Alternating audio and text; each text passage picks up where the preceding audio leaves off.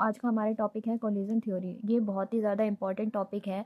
ये BSc first year में अक्सर पूछा जाता है। इस टॉपिक पे क्वेश्चन ज़रूर आता है कोलिजन थ्योरी पे। कोलिजन थ्योरी क्या होती है, ठीक है। This theory is based upon the kinetic theory of gases. ये जो थ्योरी है किस पे बेस्ड है? काइनेटिक थ्योरी ऑफ गैसेस पे बेस्ड है। इस थ्योरी के अकॉर्डिंग, ठीक है, according to which the molecule of gas are continuously moving and hence colliding with each other.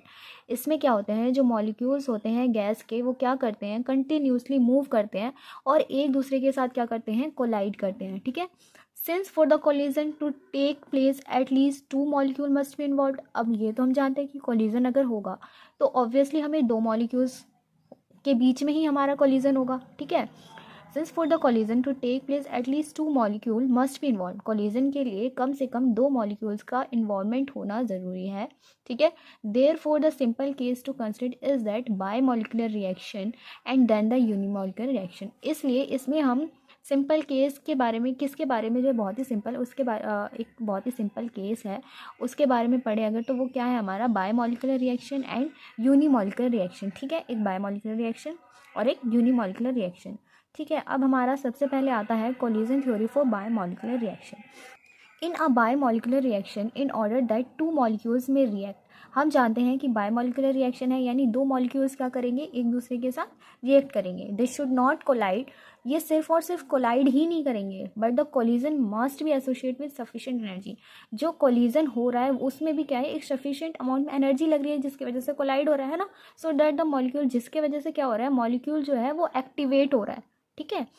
एक सफिशिएंट अमाउंट में उसे एनर्जी मिली है जिसके वजह से क्या है, आपका मॉलिक्यूल जो है वो क्या हो रहा है, एक्टिवेट हो रहा है, ठीक है। जैसे कि आप ये जानते हैं rate equals to Z into F, ठीक है। यहाँ पे आपका जेड क्या है, Z is the number of biomolecular collision. Z क्या है, आपका बायोमॉलिकुलर कोलिजन का नंबर है जो कि पर सेकेंड में क्या, पर सेकेंड है, ठीक है। एंड एफ क्या है, आपका fraction of those molecule that are activated. उस एफ जो है आपका वो मॉलिक्यूल का फ्रैक्शन है जो मॉलिक्यूल्स आपके क्या हुए हैं, एक्टिवेट हुए हैं, ठीक है।